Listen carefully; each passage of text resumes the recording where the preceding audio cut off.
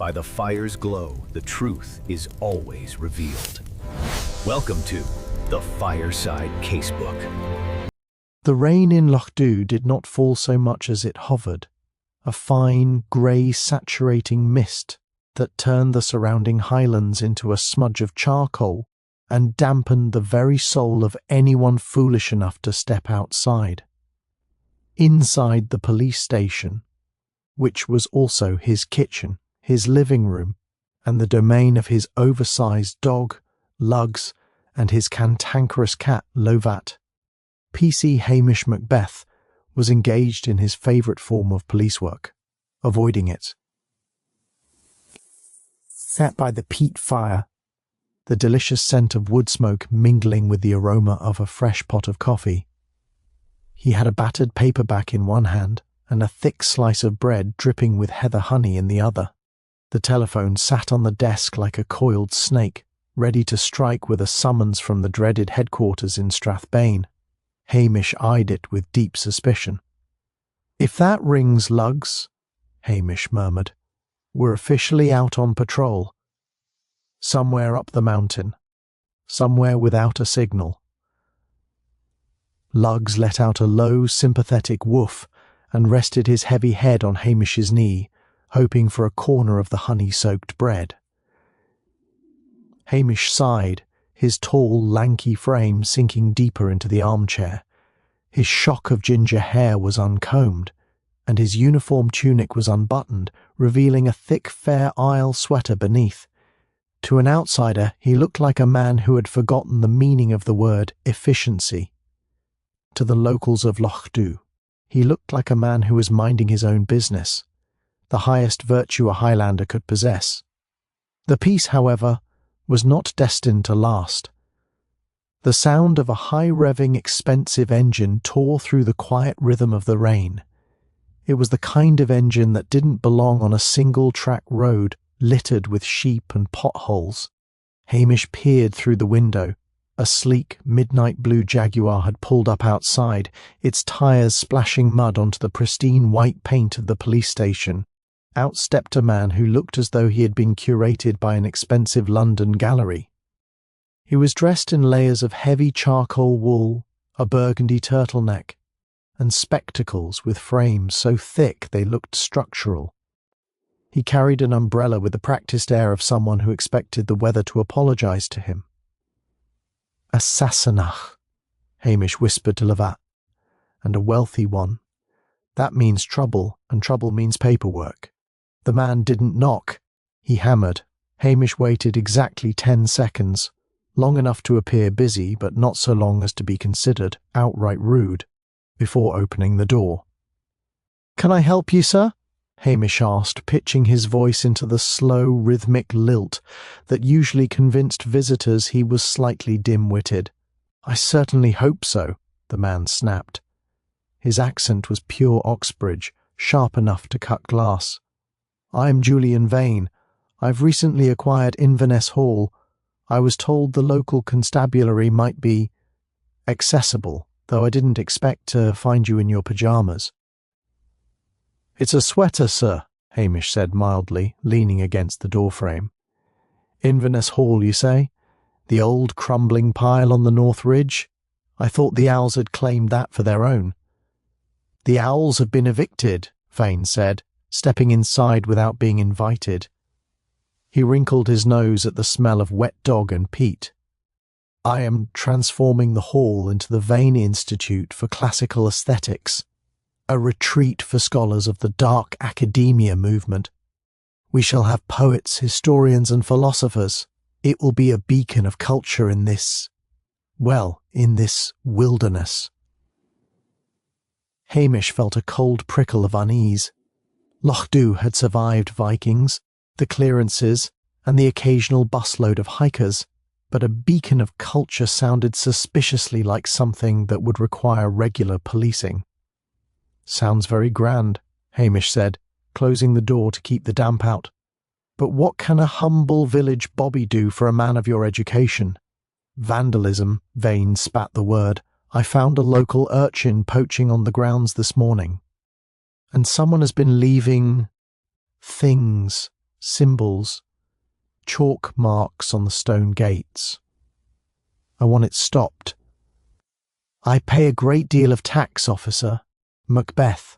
Hamish Macbeth. Well, Macbeth, I suggest you get your boots on and make your presence known. I won't have my scholars disturbed by the local peasantry playing at Celtic mysticism. Hamish looked at the fire, then at the rain, then back at Julian Vane's arrogant, twitching lip. He knew Inverness Hall. It was a dark, brooding place that even the hardiest Highlanders avoided after dusk. It felt like a place that didn't want to be a beacon of anything. I'll have a wander up there when the weather clears, sir, Hamish promised, his eyes innocent. You'll go now, Vane commanded, unless you'd prefer I call your chief inspector in Strathbane and mention your leisurely approach to duty. Hamish stiffened. The threat of a call to DCI Blair was the one thing that could move him faster than a free dram of whiskey. If Blair thought Hamish was being lazy, he'd be hauled off to the city for retraining. Right ye are, sir, Hamish sighed, reaching for his raincoat. I'll just get my hat.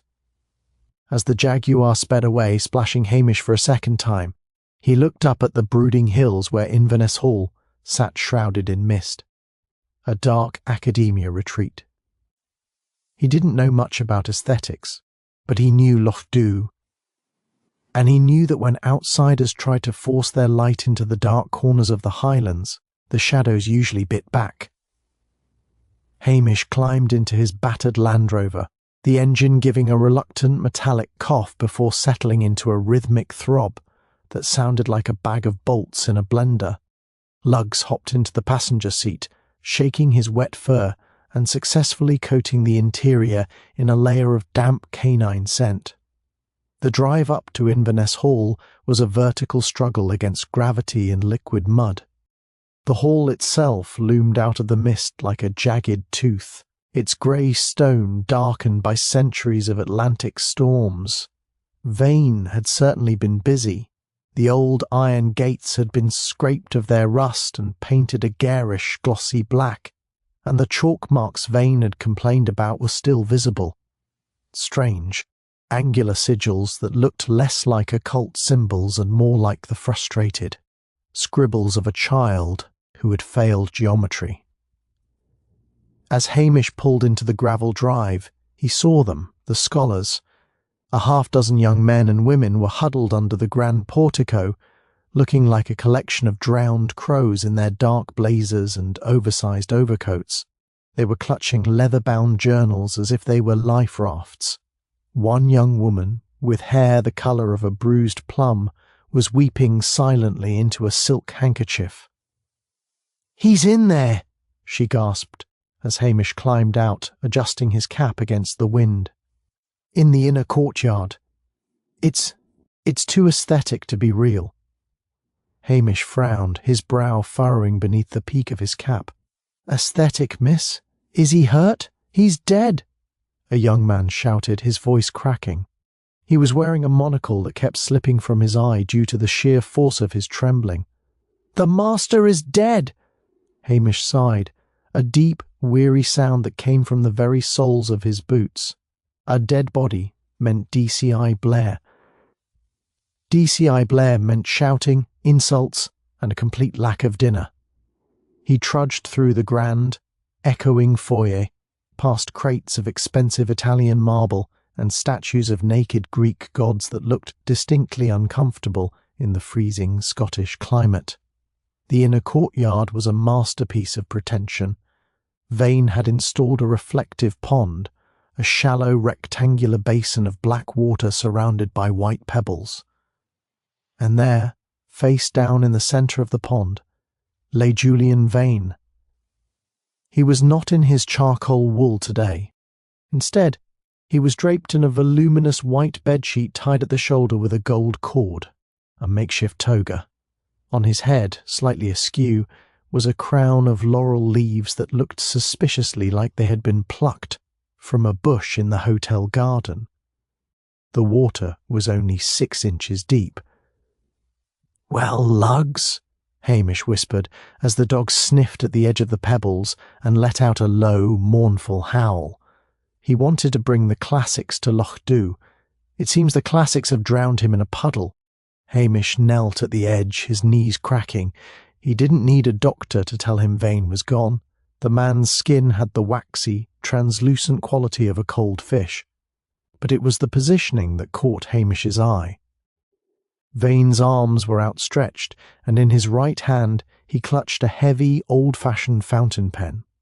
His left hand was empty, but tucked into the gold cord of his toga was a single, damp scroll of parchment. Hamish reached out a long, careful finger and nudged the scroll. It was blank. A martyr for his art, Hamish muttered, his scepticism rising like the tide in the loch. To a city detective, this would look like a bizarre ritual or a tragic accident. To Hamish, it looked like someone had gone to a great deal of trouble to make Julian Vane look like a complete idiot. The peace of the morning was now officially a memory. The sound of his own stomach rumbling reminded him that he hadn't finished his honey toast, and the distant shrill wail of a police siren echoing from the glen told him that his privacy was about to be invaded by the worst man in Scotland. DCI Blair was on his way, and he would undoubtedly blame Hamish for the rain, the murder, and the fact that the victim was wearing a bedsheet. Hamish stood up, wiping his wet hands on his trousers. He looked around the courtyard. High above, on the stone balcony, a curtain fluttered. Just a glimpse of movement, like a shadow retreating into the dark.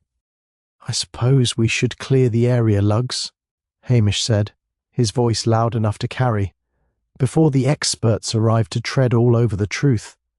He began to usher the trembling scholars back into the library, his mind already cataloguing the inconsistencies. Vane was a man of immense ego. He wouldn't have gone out into a freezing courtyard in a bedsheet unless he was meeting someone he desperately wanted to impress, or someone he feared. And the crown of leaves? In Lochdubh, laurel didn't grow well, but the minister's wife, Mrs. Wellington, had a prize-winning hedge of it. As the first blue lights of the Strathbane police cars reflected off the grey stones of the hall, Hamish Macbeth settled onto a hard wooden bench, closed his eyes and began to listen. He didn't listen to the wind or the sirens, but to the silence of the scholars. A heavy, terrified silence that smelled of old books, fresh ink, and a very modern sort of malice. The murder of Julian Vane wasn't just a disruption of the peace, it was an insult to the Highlands, and Hamish, despite his desire for a quiet life, couldn't stand an insult he hadn't delivered himself. The roar of another engine, far less refined than the Jaguar, announced the arrival of the cavalry. A heavy car door slammed, followed by a voice that sounded like gravel in a blender. "Macbeth, you lazy streak of Highland misery, get out here and explain why there's a Roman in the bird bath." Hamish groaned. The nightmare had truly begun.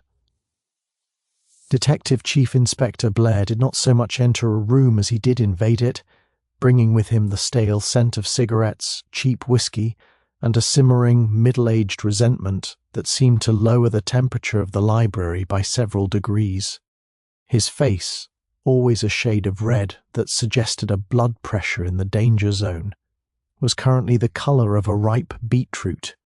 He was followed by his two shadows, the detectives Anderson and MacNab, who looked like they would both rather be anywhere else, preferably somewhere with a functioning heater and a television. Blair's eyes, small and mean like those of a cornered badger, immediately fixed on Hamish, who was standing quietly by a shelf of first-edition poetry. "Look at you," Blair barked, his voice echoing off the vaulted ceiling. "A man is dead in a Roman nighty, and here you are, Macbeth, looking like you've just been pulled through a gorse bush backwards. Is that a dog, or a mobile carpet you've brought into a crime scene?" Lugs, sensing the hostility, let out a low, vibrating growl that made Blair instinctively take a step back. "Keep that beast away from me. And button your tunic, man, you're a disgrace to the Northern Constabulary." Hamish sighed, his thumb tracing the spine of a book. I was just keeping the witnesses calm, sir. It's a terrible shock for them, being scholars and all. Scholars?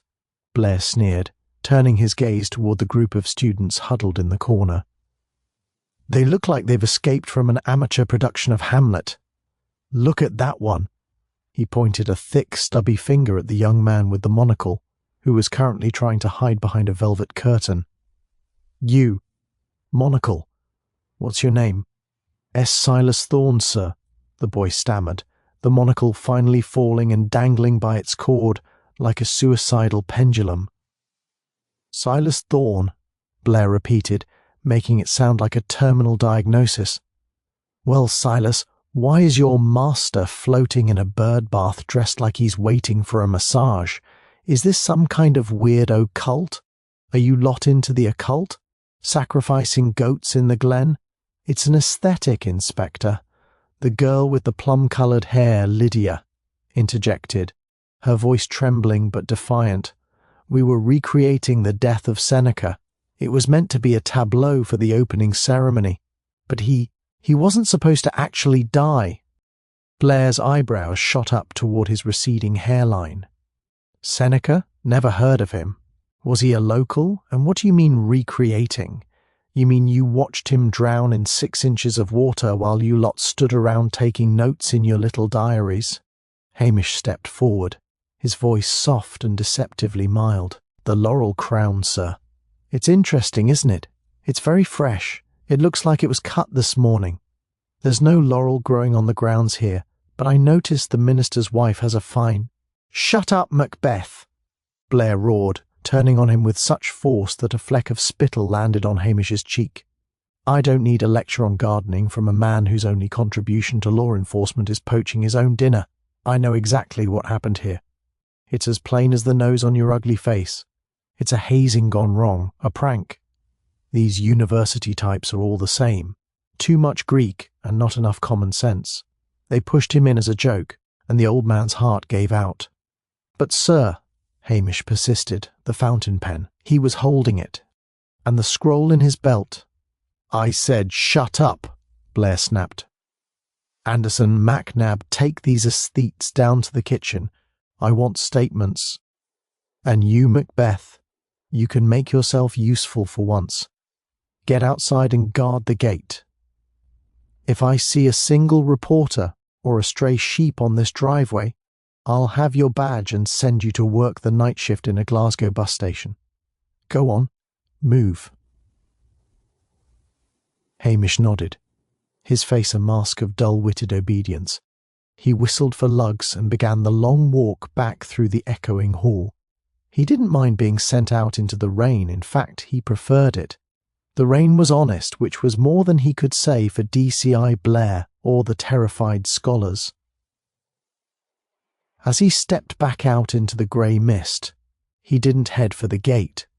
Instead, he skirted the side of the building, moving with the silent, fluid grace of a man who spent more time on the hills than on the pavement. Blair was looking for a simple answer, a heart attack, an accident, a group of silly students playing games. But Hamish had seen the look in Silas Thorne's eyes when Blair mentioned the word recreating. It wasn't just fear, it was a flash of something sharper, something calculating. And then there was the matter of the laurel. To get to the minister's garden and back to the hall would take 20 minutes by car, or an hour on foot through the old poaching trails. Hamish pulled his collar up against the damp. Blair would stomp around the hall, breaking the furniture and bullying the children, and in a few hours he would likely arrest Silas or Lydia, just to have someone to put in the back of the car for the drive back to Strathbane. In the meantime, the real killer, the one who knew exactly how much Julian Vane loved his aesthetics and exactly how to use them to kill him, would be sitting quietly, waiting for the storm to pass. Hamish reached the kitchen wing and peered through a steamed-up window. Inside, the village cook, Mrs. McLean, was already busy. She was a woman who knew everyone's business before they knew it themselves. If there was a secret in Inverness Hall, it would be served up with the tea and scones. and Hamish Macbeth was suddenly feeling very, very hungry for a bit of gossip. Hamish slipped through the heavy oak back door, the hinges groaning just enough to be drowned out by the distant, rhythmic barking of DCI Blair at a terrified forensics officer. The kitchen of Inverness Hall was a stark contrast to the draughty, museum-like gloom of the main house. It was warm, smelled of toasted flour and rendering fat, and was dominated by Mrs. McLean, a woman whose bosom was as formidable as her reputation for knowing the exact contents of every larder in the parish. She was currently battering a piece of dough as if it had personally insulted her ancestors. "There you are, Hamish Macbeth," she said, not looking up, but accurately identifying his footstep. "I suppose that man from Strathbane has kicked you out of your own crime scene? A loud, common man, that one. Sounds like a tractor with a broken muffler." "He has his ways, Mrs. McLean," Hamish said, casting a longing look at a wire rack of freshly baked scones. "And his ways usually involve me being as far away from the thinking as possible. It's a cold morning for a man to be standing by a gate, especially with a stomach as empty as a kirk on a Monday." Mrs. McLean huffed, but her hands reached for a plate. She split 2 scones, smothered them in salty butter and a dollop of raspberry jam, and slid them across the floured table. "Eat, then. You look like a piece of string that's been left in the rain. And don't think I didn't see you looking at that pond." A foolish way to go, though Julian Vane was a foolish man. Hamish took a massive bite, the warmth of the bread finally reaching his bones. A man of great ideas, Vane, or so he told everyone. Did he have many visitors since he arrived, aside from those crows in blazers? Visitors?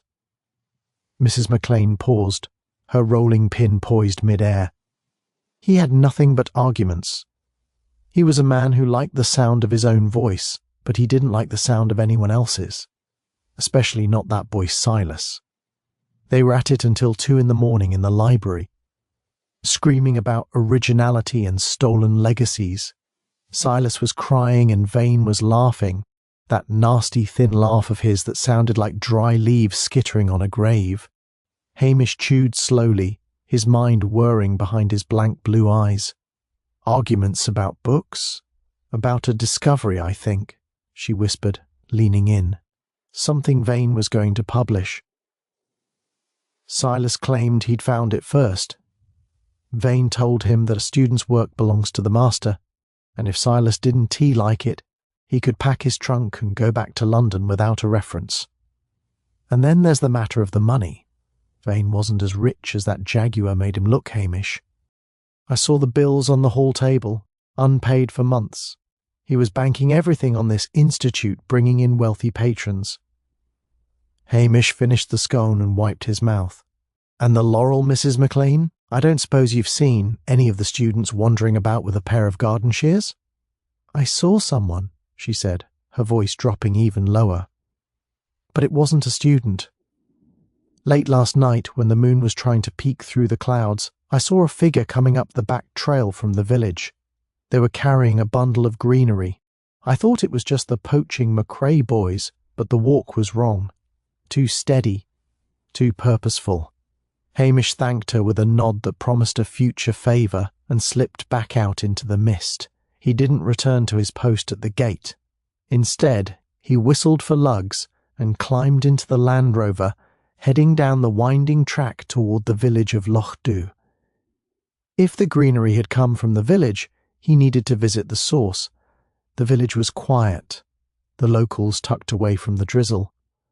He pulled up outside the manse, where the Reverend Wellington's garden was the pride of the county. Mrs. Wellington was currently attacking a rosebush with a pair of secateurs, her face set in a grim expression of horticultural discipline. "Morning, Mrs. Wellington," Hamish called out, leaning over the stone wall.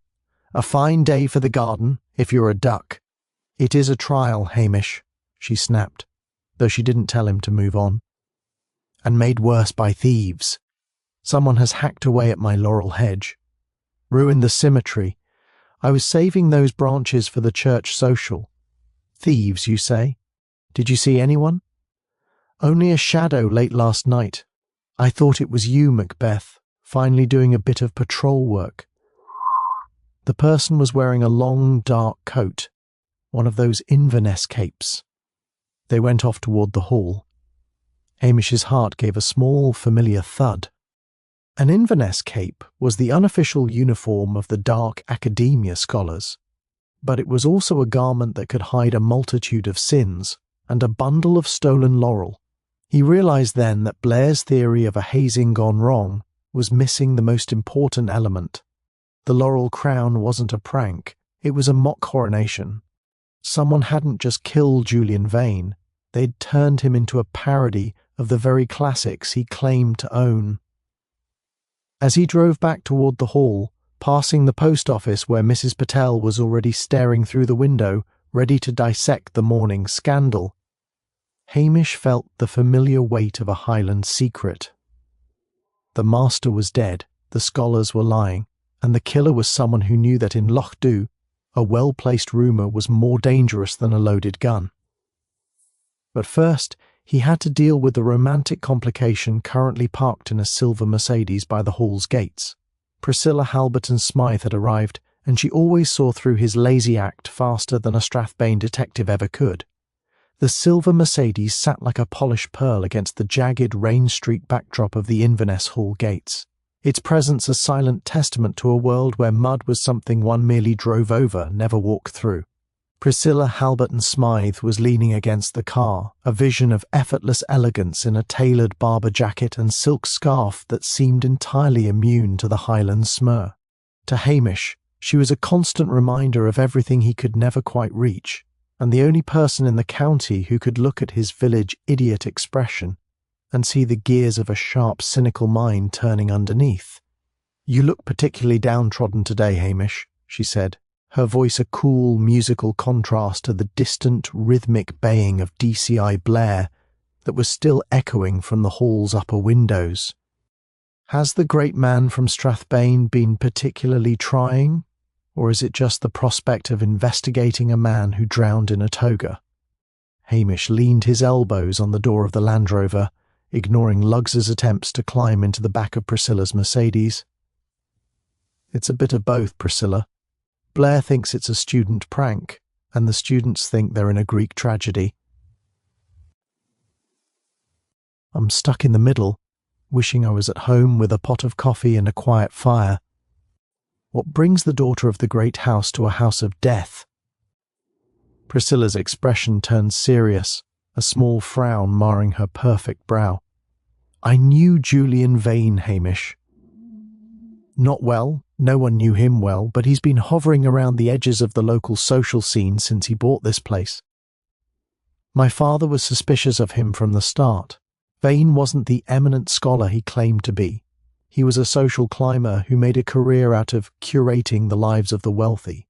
He'd find a lost manuscript or a forgotten painting and take a massive commission. But lately the word in the London circles was that Julian had run out of luck. He was desperate for a new discovery to keep the bailiffs from the door. Hamish straightened up, his blue eyes sharpening. A discovery? Like the one Silas Thorne was screaming about last night? Mrs. McLean heard them. Something about a stolen legacy. Precisely, Priscilla nodded, tucking a stray lock of blonde hair behind her ear. Silas is the son of Lord Thorne. Lots of pedigree, but very little cash. He's brilliant, but fragile. If Vane had found something in Silas's research and tried to claim it as his own to save his institute, Silas wouldn't just be angry. He'd be devastated. In that world, Hamish, reputation is the only currency that matters. To steal a scholar's work is to kill them socially. Perhaps Silas decided to return the favour literally. "It's a motive," Hamish mused, his gaze drifting toward the hall. But the crown, Priscilla, the laurel leaves, and the fountain pen in his hand, it's all so theatrical. It wasn't just a murder, it was a statement. Someone wanted him to die as the fraud he was. "Then you should look at the pen, Hamish." Priscilla said softly. "I saw Julian at a dinner party last month. He made a great show of a gold-nibbed Mont Blanc he'd supposedly been gifted by a European prince. But the pen he was holding in that pond, I saw it as I drove past the courtyard before Blair's men cordoned it off. It was a cheap, plastic disposable. A mockery." Hamish felt a cold shiver that had nothing to do with the damp. A man like Vane would never be caught dead, literally, with a cheap pen unless it was forced upon him. He thanked Priscilla with a tip of his cap, his mind already racing ahead. He needed to get back inside, but Blair was currently occupying the library like a conquering general. Just then, the front doors of the hall swung open, and DCI Blair stomped out, his face now a shade of purple that suggested an impending cardiovascular event. He was waving a piece of paper and screaming for Anderson. "I've got him, the little ponce with the monocle. We found his diary, and it's full of 'death to the tyrant' and 'the master must fall.' He's practically signed the confession in Latin." Hamish watched as Silas Thorne was led out in handcuffs, his face pale and his monocle missing, looking utterly crushed. Blair shoved the boy toward a waiting police car, casting a triumphant, sneering look at Hamish. "There you go, Macbeth. Case closed before lunch. You can go back to your sheep now.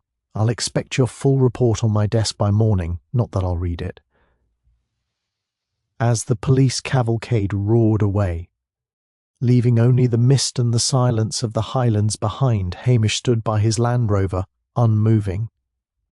He knew Silas Thorne was a neurotic, arrogant boy, but he also knew that someone who wrote death to the tyrant in a diary was usually the last person to actually kill one. He looked back at the hall, where the plum-haired Lydia was watching from a second-story window, her expression unreadable. "He's arrested the wrong man, hasn't he?" Priscilla asked, standing beside him. "He has," Hamish said grimly, his voice barely a whisper. "Blair has the motive, but he doesn't have the truth. He's missed the most important thing of all." "And what's that?" Hamish reached into his pocket and pulled out a small, damp scrap of wool he'd found snagged on the laurel hedge at the manse. It was a distinctive tweed, a pattern he'd seen only once before, on a garment that didn't belong to Silas Thorne. "He's missed the fact that in Lochdubh," Hamish said, "the most dangerous person isn't the one shouting about revolution. It's the one who's been standing quietly in the corner, making sure everyone else is looking the other way." He climbed back into the Land Rover, his lazy demeanour discarded like an old coat. He had a red herring to reveal, a hidden motive to unearth, and a very specific item of missing clothing to find before Blair could officially ruin an innocent boy's life. The hunt was on, and for the first time that day, Hamish Macbeth forgot all about his hunger.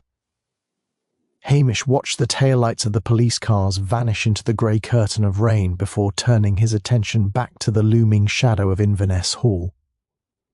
"Well, lugs," he muttered. "It seems we have the house to ourselves, more or less. Just us and a collection of scholars who think the world is a stage and they've all forgotten their lines." He trudged back toward the front entrance, his wet boots squeaking on the grand marble floors. The silence of the house was now punctuated only by the distant, rhythmic ticking of a grandfather clock and the faint, muffled sobbing of Lydia, who was still sequestered in the morning room. Hamish didn't go to her. Instead, he made his way up the winding stone staircase to the third floor, where the students' quarters were located. Silas Thorne's room was exactly as Blair had left it. A hurricane of discarded papers, overturned inkwells, and the general wreckage of a heavy-handed police search. On the small mahogany desk sat the confession, the leather-bound diary that Blair had waved about like a trophy. Hamish picked it up with a gloved hand. He flipped through the pages. The handwriting was frantic, full of looping ascenders and jagged crosses. "The sun of my genius is eclipsed by his shadow," one entry read. "The master must fall so the disciple may rise." It was exactly the kind of melodramatic drivel that would satisfy a man like Blair, who viewed anything written in full sentences as a sign of criminal intent. But Hamish noticed something Blair had completely ignored in his rush to leave for a hot lunch. He carried the diary to the window, letting the weak Highland light fall across the paper. The ink of the final, most damning entry, the one detailing the plan to crown Vane in the courtyard, was a deep, shimmering shade of oxblood red. He reached into the desk drawer and pulled out Silas's own fountain pen. He touched a scrap of blotting paper with it. The ink that emerged was a standard sombre black. Hamish then moved to Julian Vane's private study at the end of the hall. The door was locked, but Hamish possessed a set of skeleton keys he'd fashioned himself, which he claimed were for emergency welfare checks on the elderly. The lock clicked open with a satisfying snick. Vane's desk was a model of precision. And there, sitting in a crystal stand, was a bottle of expensive imported Italian ink. The label read, Rosso Antico, Oxblood Red. Now why, Hamish whispered to the empty room, would a boy who hated his master use his master's private ink to write a confession in his own diary? He sat in Vane's high-backed leather chair, the lanky frame of the Highland constable looking entirely out of place in the opulent setting. It wasn't just the ink, it was the pen in the pond. Priscilla had noted it was a cheap plastic disposable. If Silas had intended to murder Vane as a grand aesthetic statement, he would have used the gold-nibbed Mont Blanc. He would have wanted the scene to be perfect. Using a plastic pen was like finishing a Shakespearean soliloquy with a raspberry. He left the study and headed for the cloakroom near the back entrance, the scrap of tweed still tucked in his pocket. The dark academia look required a very specific wardrobe, heavy wools, dark tweeds, and the ubiquitous Inverness capes. There were 5 capes hanging on the brass hooks. Hamish moved down the line, his fingers trailing over the fabric. The 4th cape was a deep charcoal, but as he lifted the hem, he saw the jagged tear. He pulled the scrap from his pocket. The weave matched perfectly, a rare hand-woven Harris tweed with a subtle blue thread running through the grey. But the cape didn't belong to Silas Thorne. Silas was a small, narrow-shouldered boy. This garment was cut for someone much broader, someone who carried themselves with a certain physical confidence. Hamish heard a soft footfall behind him. He didn't turn around immediately. He kept his hand on the torn wool. "It's a shame about the coat," a voice said. It was smooth, cultured, and entirely devoid of the frantic terror the students had exhibited earlier. It was a gift from Julian. He had a keen eye for quality, even if he lacked the soul to appreciate the labour behind it. Hamish turned slowly. Standing in the doorway was Dr. Arthur Penhaligon, the Institute's senior fellow, and the man Julian Vane had hired to lend a veneer of academic legitimacy to the place. He was a man in his late 50s, with silver-streaked hair and a face that suggested he had spent more time in Mediterranean villas than Scottish glens. "It's a fine coat, Doctor," Hamish said, his voice dropping into that slow, deceptively admiring drawl. "Bit of a pity you caught it on Mrs. Wellington's laurel hedge last night. She's very protective of her greenery, is the minister's wife. She thinks it was a common thief, but I told her a thief wouldn't have the taste for such a fine tweed." Penhaligon didn't flinch. He walked into the cloakroom and adjusted a silk cravat that was tucked into his own collar. Julian was a parasite, Officer Macbeth. He didn't just steal Silas's research. He stole mine. 30 years of my life's work on the Neoplatonists, and he was going to publish it under his own name to pay off his gambling debts in London. He told me I should be grateful for the exposure the Institute would provide. "So you decided to give him a bit of exposure in the courtyard instead?" Hamish asked mildly. "With a bedsheet and a plastic pen?" Penhaligon smiled, a thin, cold expression that didn't reach his eyes. "The pen was the best part. He lived his life as a gold-plated fraud. I thought it only fitting he should die with something as cheap and disposable as his own character. And Silas? Poor dramatic Silas. He was so eager to play the part of the tortured genius that he didn't even notice me borrowing his diary to add a few flourishes. Your Inspector Blair is a very simple man, officer. He likes a story that ends with a bow. He does that, Hamish agreed, stepping closer. But Blair isn't the one staying in Lochdubh. I am. And I don't like messy stories. The suspense in the small, cramped cloakroom was thick enough to choke on. Penhaligon wasn't a panicked student. He was a man who believed he was fundamentally superior to the law, especially a law represented by a ginger-haired policeman in a damp tunic. He looked at Hamish with a flick of genuine curiosity. "And what do you intend to do, Macbeth? You have a scrap of cloth and a theory about ink. Silas is already halfway to Strathbane in handcuffs. By the time Blair realises he's made a mistake, if he ever does, I shall be back in Oxford, and this institute will be a bad memory." Hamish tilted his head, his eyes fixed on a small dark stain on the cuff of Penhaligon's shirt, a stain the colour of Rosso Antico ink. "I think," Hamish said softly, "that you've underestimated the local peasantry. You see, in the Highlands, we don't just look at the evidence, we look at the people. And you, Doctor, have a very telltale habit of lying about your pets." Dr. Penhaligon's Mediterranean tan seemed to grey under the dim light of the cloakroom, his composed exterior finally showing a hairline fracture. "My pets?" he repeated, his voice losing its melodic resonance and sharpening into a jagged edge. "I have no pets, Macbeth. I find the companionship of animals to be a messy substitute for intellectual stimulation.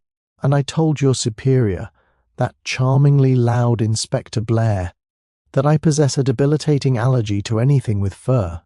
It's why I've remained in the West Wing, far from your mobile carpet of a dog." Hamish leaned against the wall, his long legs crossed at the ankles in a posture of extreme relaxation that belied the intensity of his gaze. "That's exactly the thing, Doctor. You see, Lovat, my cat, followed me in through the kitchen. He's a thrawn creature, hates everyone but me and the occasional person who offers him a piece of poached salmon. When I was touring the upper floor earlier, looking for a bit of a draught to explain the cold, I noticed Lovat sitting quite happily outside your door. Now, Lovat wouldn't sit outside the door of a man who sneezes at the sight of him. He was waiting for his second bowl of cream." Penhaligon opened his mouth to protest, but Hamish held up a large, calloused hand. "I saw the saucer, Doctor, tucked under the bureau in your room, and I saw the cat hairs on that very tweed cape you're holding. You've been feeding the strays Julian Vane tried to kick out. You didn't hate the animals. You hated the man who treated them, and you like something to be evicted when they were no longer useful."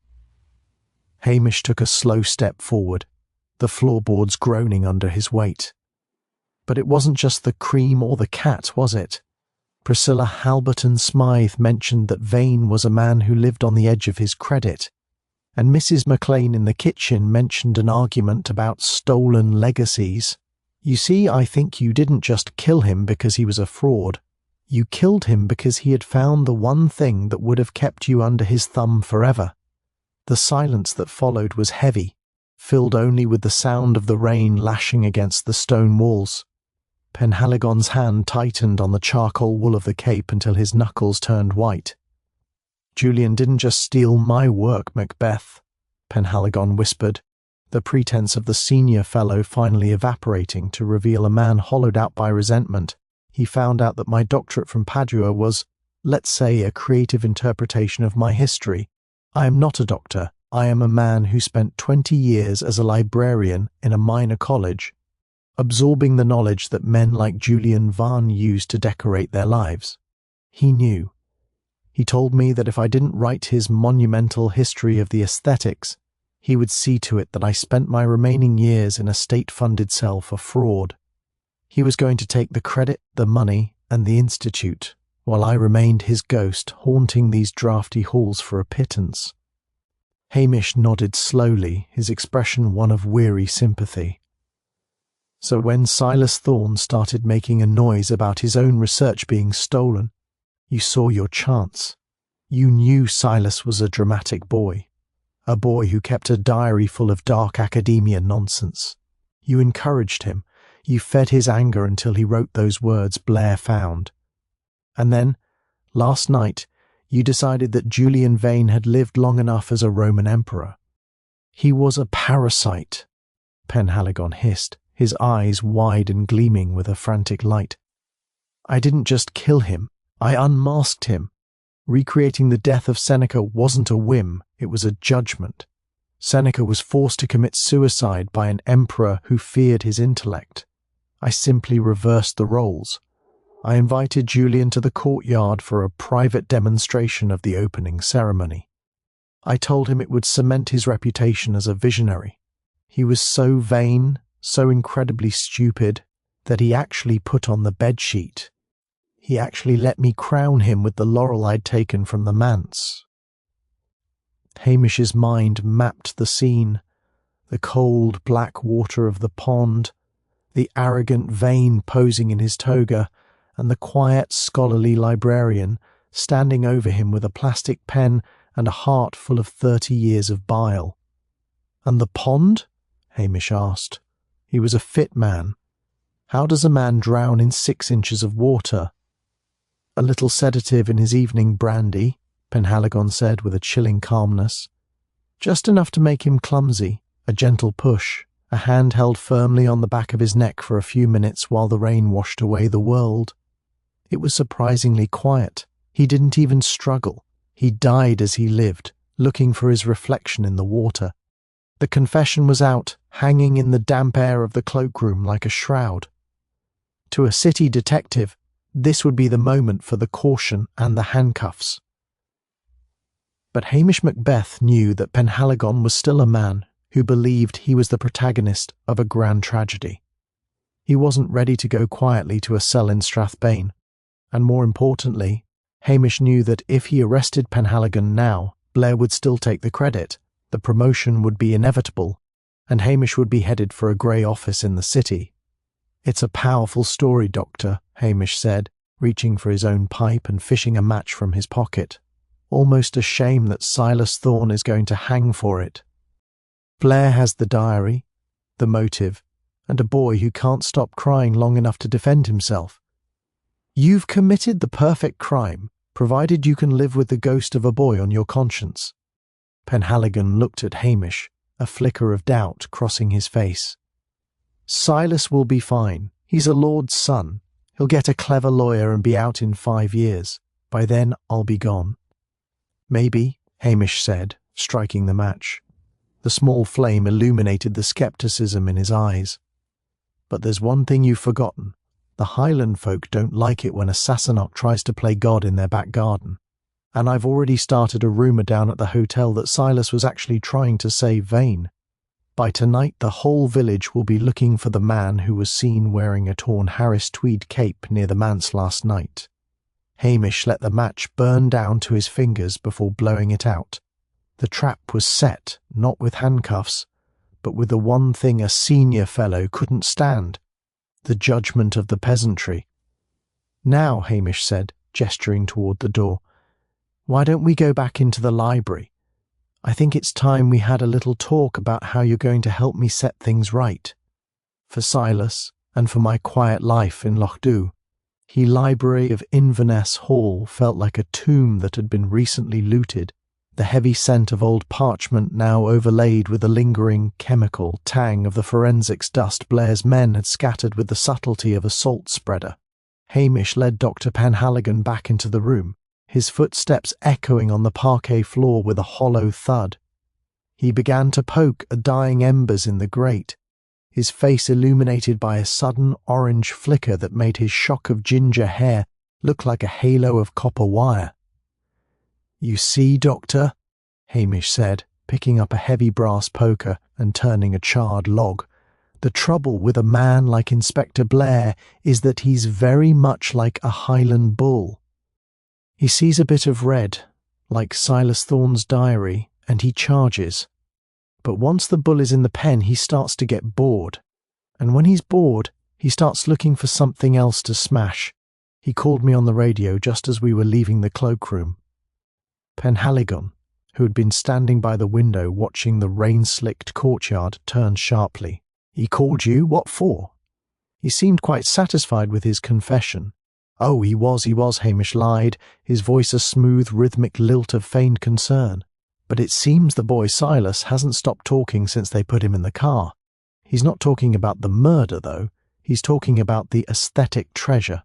He told Blair that Julian Vane had a secret compartment built into that stone pond out there, a waterproof vault where he kept the original manuscripts he'd found over the years. Silas claims the proof of who really wrote the Institute's curriculum is sitting right under the water in a tin box. Hamish watched the back of Penhaligon's neck, the muscles there corded like old rope. The senior fellow was a man of high intellect, but his vanity was his blind spot. The idea that his 30 years of stolen research, the very thing he had killed to protect, might be found by a man like Blair was an intolerable insult to his sense of order. That's preposterous, Penhaligon snapped, though he began to pace the length of the Persian rug. Vane wouldn't have the foresight to build a vault. He was a man of surfaces, not depths. Likely so, Hamish agreed, leaning the poker back against the stone. But Blair believes him. He's coming back in an hour with a team of workmen and a sledgehammer. He says if there's a tin box in that pond, he'll find it even if he has to break every stone in the courtyard. And then he said he'll have the university types from Edinburgh come up to read every page and see whose name is really on the work. Hamish sighed, looking down at his boots. It's a pity. If Blair finds a manuscript that proves Julian Vane was a thief, the hazing theory goes out the window. He'll start looking for someone with a real motive, someone with the brains to know the value of what was in that box. He'll start looking at the West Wing, Doctor. He'll start looking at you. The trap was beautifully simple. There was no tin box, and Blair was currently 3 miles away at the Lochdubh Hotel, shouting at a plate of cold ham. But Penhaligon didn't know that. All he knew was that the evidence of his own fraud, the very thing he feared Vane would expose, was now allegedly at risk of being discovered by the police. Even more galling to a man of his ego was the thought of his life's work being pored over by university types, under the direction of a man like Blair. I should go and ensure the courtyard is secure, Penhaligon said, his voice tight. Before your Bull arrives with his sledgehammers. A grand idea, sir, Hamish said, heading toward the kitchen door. I'll just go and see if Mrs. McLean has any more of that tea. My nerves are quite frayed with all this dark business. I'll leave you to your thoughts. Hamish didn't go to the kitchen. He slipped into the shadows of the darkened dining room, which offered a perfect view of the courtyard. He whistled low, and Lugs appeared beside him, his tail thumping once against the mahogany table. "Stay, Lugs," Hamish whispered. Outside, the mist was thickening, turning the courtyard into a blurred, monochromatic stage. Through the glass, Hamish watched as Dr. Penhaligon emerged from the side door. He wasn't wearing his torn cape now. He was in a dark, waterproof mackintosh, looking remarkably like a common thief himself. He hurried to the edge of the reflective pond, his movements frantic and devoid of his earlier academic grace. He knelt in the white pebbles, his hands splashing into the shallow, icy water, feeling along the stone lining of the basin. He was looking for a ghost. But in his desperation to find the non-existent tin box, Penhaligon was doing something much more incriminating. He reached into his own pocket and pulled out a small amber glass bottle, the sedative he had used on Vane. He clearly intended to find it and dispose of it elsewhere, or perhaps drop it into the vault to ensure it was destroyed by the workmen's hammers. Hamish waited until Penhaligon was waist-deep in his own panic, his hands dripping and his face contorted with the effort of searching the freezing water. It was time for the curtain to rise. Hamish reached for the heavy iron bell pull that connected to the hall's old servant system, a sound that echoed through the house like a funeral knell. "And now," Hamish murmured to Lugs, We just need the audience to arrive." As if on cue, the headlights of a heavy vehicle swept across the front gates. It wasn't Blair's workman. It was the Strathbane police van returning earlier than expected, carrying the very men Blair had left behind to finish the routine paperwork. They pulled into the drive just in time to see the senior fellow of the Vane Institute standing in the centre of a crime scene pond, clutching a bottle of poison and looking for all the world like a man trying to bury the truth in 6 inches of water. The headlights of the police van acted like a spotlight in a theatre of the absurd, pinning Dr. Penhaligon against the backdrop of the grey stone hall. He stood frozen in the centre of the pond, his trousers soaked to the thighs and his expensive leather shoes submerged in the white pebbles and silt. In the harsh, artificial glare, he didn't look like a senior fellow or a guardian of classical aesthetics. He looked like a startled wet rat caught in a larder. Detectives Anderson and Macnab climbed out of the van, their faces a mixture of confusion and weary irritation. "Dr. Penhaligon?" Anderson called out, squinting through the rain. "What in the name of the wee free are you doing in the bath at this hour? We were told everyone was confined to their quarters." Penhaligon's mind, usually so sharp and calculated, seemed to stutter. He looked down at his hands, then at the amber bottle he was still clutching, and then back at the dark windows of the hall, where Hamish Macbeth was nowhere to be seen.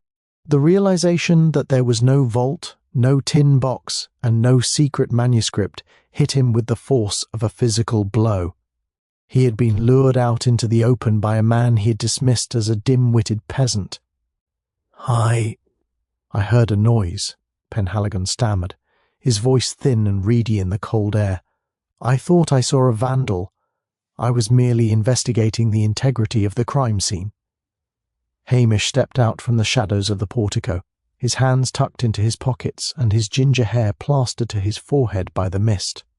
"Investigating with a bottle of chloral hydrate, Doctor?" he asked, his voice deceptively mild.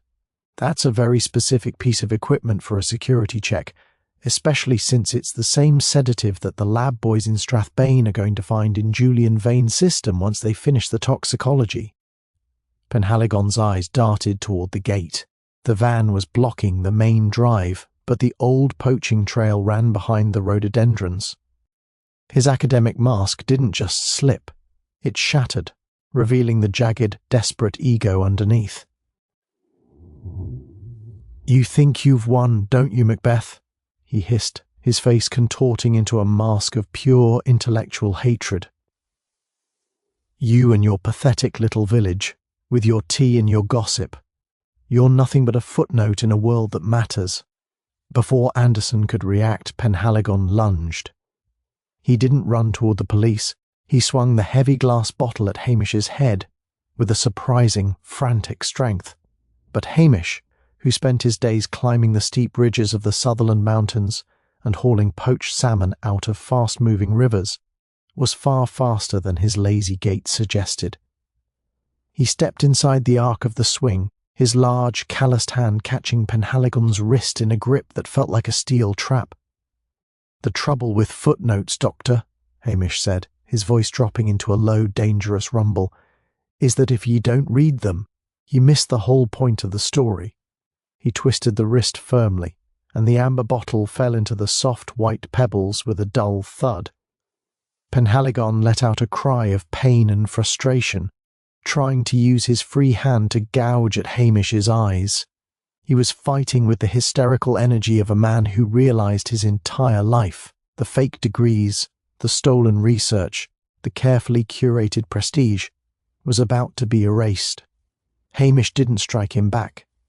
He simply used his weight to pin the smaller man against the stone edge of the pond, his forearm across Penhaligon's chest. "Easy now, sir," Hamish muttered, as lugs began to bark furiously from the doorway. "You've made enough of a mess of things for one day. Let's not add assaulting an officer to the list, or you'll never see a library again." Anderson and Macnab finally shook off their stupor and rushed forward, splashing into the pond to take hold of the struggling scholar. It was a messy, undignified scuffle. Pentagon was kicking and screaming about Philistines and stolen legacies while the two detectives wrestled him toward the van. In the chaos, the laurel crown that had been floating near the edge of the pond was trampled into the mud, its green leaves turning black under the weight of a policeman's boot. Just as the van doors were being slammed shut on a still shouting Penhaligon, the roar of another car announced the return of DCI Blair. He skidded to a halt, his face a bright, alarming shade of magenta. He marched toward the pond, his eyes wide as he took in the sight of his wet detectives and the calm, dripping figure of Hamish Macbeth. "What is this?" Blair screamed, his voice cracking with rage. "I leave for 1 hour to coordinate with the Procurator Fiscal, and I come back to find my men playing in a fountain. Why is Penhaligon in the back of that van? I've already got the killer in a cell in Strathbane." Hamish reached down and picked up the amber bottle, holding it out toward Blair with a look of practiced, blank-faced humility. "It seems we might have a bit of a complication, sir. The doctor here was just trying to dispose of this in the pond. It matches the sedative I, overheard the student saying Vane used for his nerves. And he's just given a very loud confession to Anderson and McNabb about how he helped Mr. Vane into the water." Blair looked at the bottle, then at the van, then at Hamish. His jaw worked silently for a moment, like a fish gasping for air. The realization that he had arrested the wrong man, the son of a lord no less, was starting to sink in. It was a career-ending disaster in the making. "Confession?" Blair whispered, his voice trembling. "He confessed to them?" "Aye, sir," Hamish said, looking down at his wet boots. "Broad daylight, or as broad as it gets in Lochdubh. A real shame, isn't it, after all the hard work he did finding that diary?" Hamish watched Blair's face carefully. He could see the moment the gears shifted. Blair wasn't thinking about justice or the truth. He was thinking about how to survive the fallout, and Hamish was more than happy to give him a way out, for a price. Blair's face passed through several alarming shades of violet before settling into a ghostly, panicked parchment white. He looked at the handcuffs on Penhaligon, then at the amber bottle, and finally at the looming silhouette of Inverness Hall. The silence of the Highlands seemed to press in on him, amplified by the steady, judgmental drip of rain from the eaves. If word got out that he had wrongfully arrested the son of a lord, while the real killer was mopping up the evidence under his nose, Blair wouldn't just be passed over for promotion. He'd be lucky to end his career directing traffic in the Outer Hebrides. "A disaster," Blair whispered, more to himself than to the wet policeman standing in the pond. "A total, unmitigated disaster. Lord Thorne will have my head on a pike. The papers will call me a bumbling oaf. And you," he stabbed a finger at Hamish, "you just stood there and let me take that boy. You let me walk right into a trap." Hamish took a slow, deliberate draw from his cold pipe, looking every bit the unhurried village bobby. "Well now, sir, I wouldn't say that. In fact, if I were to write the report, not that a lowly PC like myself should be telling a detective chief inspector how to do his job, I might see it quite differently. I might say that you suspected Dr. Penhaligon from the very start, that you knew the diary was too obvious, a classic red herring designed by a superior academic mind to fool a lesser officer. So, you staged a brilliant piece of theatre. You arrested the boy Silas, just to give Penhaligon a false sense of security, knowing the doctor's own vanity would drive him to the pond to dispose of the poison once he thought the coast was clear. Blair stopped pacing. He tilted his head, his small pig-like eyes narrowing as he processed the lifeline Hamish was tossing him. "Theatre? You think people would believe I staged a false arrest as a psychological gambit?" "Why not, sir?" Hamish asked, his voice a soothing, rhythmic lilt. "It shows a deep understanding of the criminal mind. It shows you are 3 steps ahead of a man who thought himself a genius, Of course, it would mean that I was just following your orders, keeping a quiet eye on the hall while you coordinated the final trap from the hotel. It would make for a very impressive headline in the Strathbane Gazette. Brilliant Blair bluffs bold botanist, or something of the sort. Blair straightened his shoulders. The colour was returning to his cheeks, not as a sign of health, but as the first flush of a revived ego. He looked at Anderson and MacNab, who were both staring at Hamish with open-mouthed awe. "Is that what happened, Anderson?" Blair barked, his voice regaining its usual abrasive edge. "Did I not tell you to keep the van close by for the second phase of my operation? Did I not mention the necessity of the false arrest tactic during our briefing?" Anderson, a man who valued his pension above the absolute truth, nodded vigorously. "Oh, absolutely, sir. A masterstroke, if I may say so. I was just telling MacNab here how much I admired the subtlety of the plan." "Right then," Blair said, his chest puffing out beneath his raincoat. "MacNab, get that boy Silas Thorne out of the car, uncuff him and tell him it was all a part of a necessary high-stakes undercover operation to secure his own safety while we flushed out the real Viper. Tell him he's a hero of the state or some such nonsense. And you, Macbeth." He turned back to Hamish, his eyes suspicious once more. "I suppose you'll be wanting a commendation for your assistance?" Hamish shook his head quickly, a look of genuine alarm crossing his face. "Oh, no, sir, please. If I get a commendation, the super will want to move me to the city to share my expertise. And I'm a simple man, sir. I'd be lost without the fresh air and the quiet. I'd much prefer if my name stayed out of the paperwork altogether. Just a local officer provided perimeter support would be more than enough. I wouldn't want to overshadow your moment in the sun." Blair grunted, a sound of profound relief. He clapped Hamish on the shoulder with a force that nearly sent the constable into the pond. "You're a lazy, shiftless peasant, Macbeth, but you know your place. I'll make sure the report reflects my tactical brilliance. Now get out of my sight before I find a reason to cite you for being wet in a public place. Anderson, get the cameras. I want a photo of the evidence before the rain ruins the Blair method." Hamish nodded obediently and whistled for lugs. He climbed back into the Land Rover, the engine's familiar, rattling cough a welcome sound after the high-tension drama of Inverness Hall. As he drove down the winding track, he saw the silver Mercedes still parked by the gate. Priscilla was waiting. He slowed down just enough to tip his cap to her, a small, knowing smile playing on his lips. "He took the credit?" she asked, her voice carrying over the sound of the rain. "Hook, line, and sinker," Hamish replied. "Blair is currently convinced he's the new Scotland Yard's answer to Sherlock Holmes. Silas is being treated like a martyr, and Dr. Penhaligon is learning that the law doesn't care much for footnotes." "And you, Hamish? You're staying in Lochdubh?" "I am, Priscilla, for as long as the fish are biting and the coffee is hot." He drove away, leaving the lights of the Institute behind. The dark academia of Inverness Hall would soon be replaced by the more honest, ancient darkness of the Highland winter.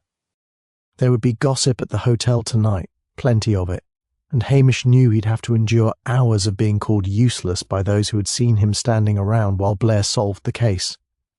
It was a price he was more than happy to pay. He had saved an innocent boy, unmasked a murderer, and most importantly, secured another year of avoiding the city. The Land Rover crested the hill, and the lights of Lochdubh appeared below, twinkling like fallen stars in the mist. Hamish felt the familiar pull of home. He thought of the stew waiting on his stove and the quiet, uncomplicated company of lugs and Lovat. The peace of the village was returning, and for PC Hamish Macbeth, that was the only aesthetic that truly mattered. The Land Rover's headlamps cut two weak yellow swaths through the thickening Highland mist as Hamish descended the final winding mile into the heart of Lochdubh.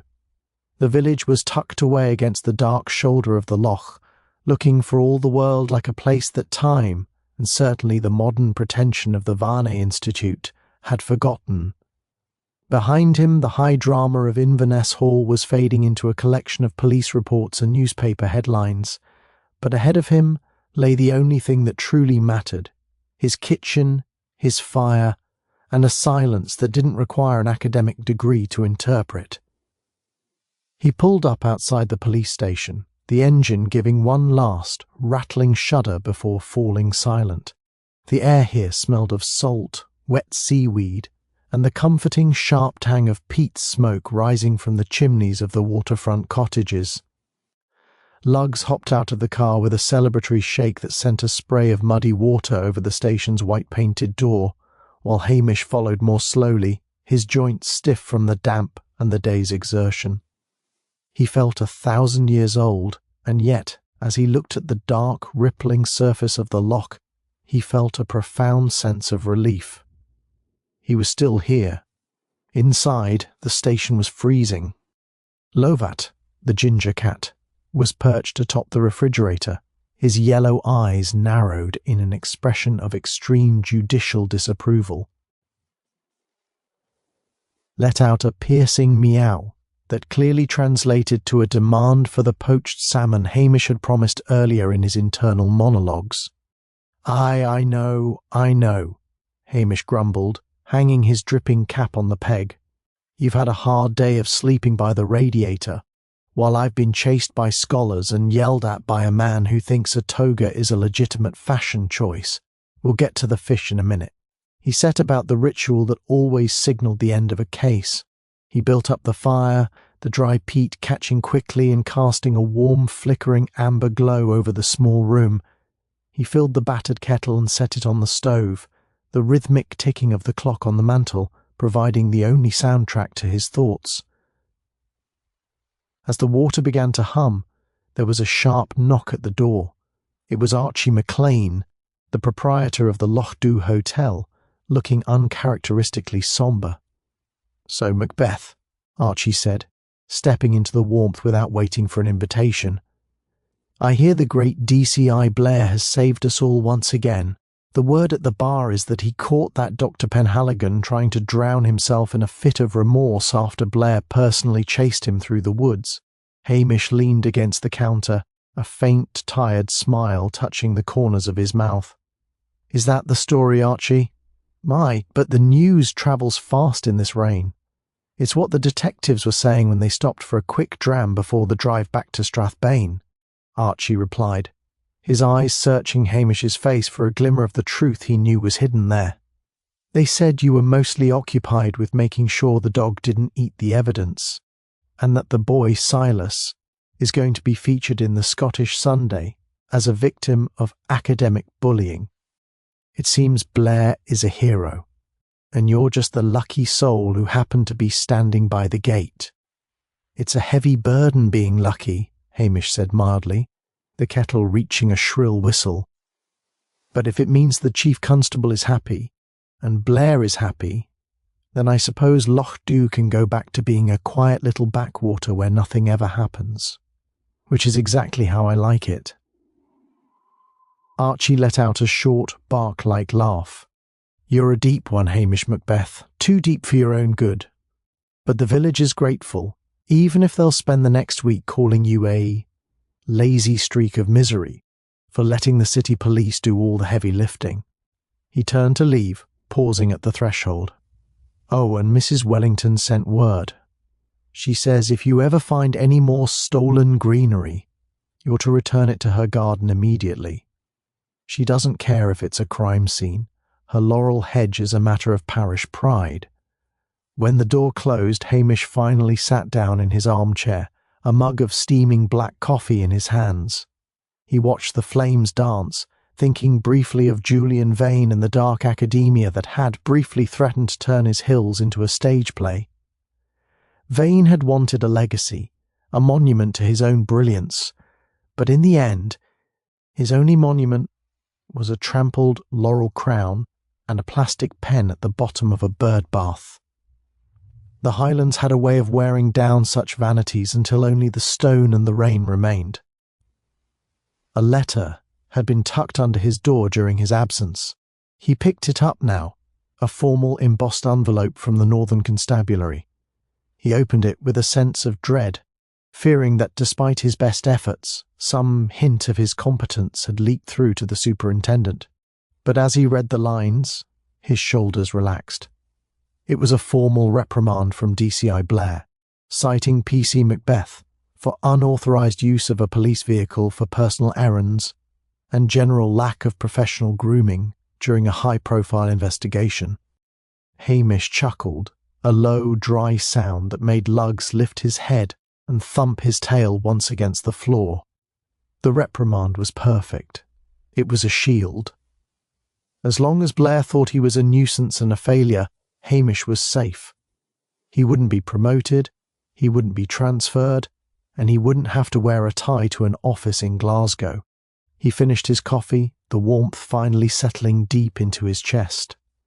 Outside, the Highland wind gave a long, mournful howl, rattling the window panes as if trying to get in. But inside the cottage the fire was bright, the cat was finally eating his salmon, and the dog was snoring at his feet. The secret of Inverness Hall was buried, the master was gone, and the only aesthetics Hamish Macbeth cared about were the smell of fresh coffee and the knowledge that, for another season at least, the piece of Lochdubh remained his and his alone. He closed his eyes, a lanky, ginger-haired policeman in a faded sweater, perfectly content to be the smartest man that nobody in the world suspected. The morning light that eventually struggled through the Highland mist was not the golden radiance of a classical painting, but a weak, watery grey that made the puddles on the Lochdubh road look like spilled lead. Hamish Macbeth stood on the pier, his lanky frame draped in his old, salt-stained oilskins, watching the midnight blue Jaguar being loaded onto a flatbed tow truck. The car, once a symbol of Julian Vane's hollow opulence, looked defeated, its sleek lines coated in a layer of gritty Scottish mud. Behind it, a minibus was being packed with the remaining scholars.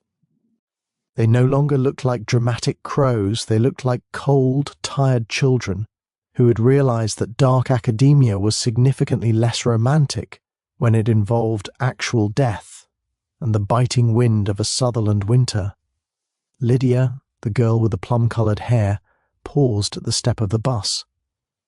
She looked toward Hamish, her expression no longer masked by theatrical grief. She looked older, her eyes weary with the realization that the master she had admired was merely a desperate man with a talent for theft. She didn't wave, and neither did Hamish. There was a silent understanding between them, the kind that exists between those who have seen the ugly machinery behind a beautiful curtain. The bus pulled away, its tyres crunching over the gravel, taking the last of the outsiders back to the world of paved roads and central heating. Good riddance to them, a voice croaked from behind him. Hamish turned to see Angus McRae, the village's most prolific poacher, and a man whose relationship with the law was one of mutual, respectful evasion.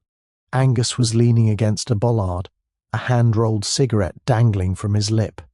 "They were a bit much for the digestive system, Angus," Hamish agreed, pushing his cap back on his head. "Too many long words and not enough common sense. I hear the minister's wife is still up in arms about her hedge." Angus gave a dry, wheezing chuckle. "Mrs. Wellington's hedge will survive. It's the peace of the place that takes the longest to grow back. That Blair man was in the hotel bar last night, shouting about how he outthought a criminal genius. He bought a round for the house, which is the only good thing that's come out of this whole sorry business. He told everyone you spent the climax of the case hiding in a kitchen cupboard." Hamish felt a spark of genuine satisfaction. "In a cupboard, was it?" "Well, it was a very sturdy cupboard, Angus. Very safe from the rain." "Aye, well," Angus said, squinting at the loch. "The village knows who was wandering the poaching trails at 2 a.m, and they know that Dr. Penhaligon wasn't the type to go for a swim in a bird bath unless someone had pointed out the exit. But don't worry, Macbeth. We'll keep your laziness a secret. It wouldn't do for the authorities to think you're actually worth the salt in your porridge. They'd only send more of those city inspectors to poke their noses into our business." Hamish nodded, the salt spray stinging his eyes. This was the Highland way. The truth was a private matter, kept for the fireside and the quiet corners of the bar, while the official version was allowed to float away like smoke. Blair had his glory, Penhaligon had his cell, and Silas Thorne had a story that would make him the most popular boy in Oxford for at least a semester. Everyone had what they wanted, and Lochdubh had its silence back. As the sun finally made a brief flickering appearance through the clouds, Hamish whistled for lugs. He had one more task before he could truly call the case closed. He drove the Land Rover up to the high ridge, past the now silent gates of Inverness Hall. The house looked smaller today, less like a Gothic monument, and more like a drafty, expensive mistake. He didn't stop there. He continued until the road turned into a track, and the track turned into a path that only a Highlander or a sheep could follow. He hiked to the edge of a deep, peat-stained burn that fed into the loch. Reaching into the pocket of his tunic, he pulled out the gold-nibbed Mont Blanc pen he'd borrowed from Julian Vane's desk before the forensics team had cleared the room. It was a beautiful object, a masterpiece of craftsmanship, but it felt heavy and wrong in his hand. It was the heart of the fraud, the pen that was supposed to sign another man's work. With a flick of his wrist, Hamish tossed the pen into the dark, rushing water. It vanished instantly, swallowed by the silt and the ancient stones of the Highlands. There would be no more stolen legacies signed with that gold nib. "Come on, lugs," Hamish said, turning back toward the Land Rover. "I think there's a pot of stew on the stove that's been neglected for far too long." The drive back to the station was peaceful. The rhythm of the engine and the familiar bumps in the road acted as a balm to his frayed nerves. When he finally walked back through his front door, the station felt like a sanctuary again. Lovat was waiting by the fire, and the smell of the simmering mutton stew filled the room with a sense of permanence that no aesthetic could ever match. Hamish kicked off his boots, changed into his most oversized, moth-eaten sweater, and poured himself a large mug of coffee. He sat in his armchair, the weight of the day finally lifting from his shoulders. He picked up his book, a well-worn mystery novel that didn't involve any toga-clad victims or Latin confessions. As the rain began to lash against the window once more, a familiar rhythmic drumming that promised a long, quiet evening, Hamish Macbeth let out a long, contented sigh. He was the lazy policeman of a boring village, and as far as he was concerned, that was the most brilliant disguise any man had ever worn. The dark academia secret of Inverness Hall was now just another layer of history in the glen, and Hamish was already looking forward to a tomorrow where the only mystery was whether he could catch a salmon before the water bailiff woke up. The Highlands were dark, and they were often deadly. But for those who knew how to listen, they were also remarkably good at keeping a secret.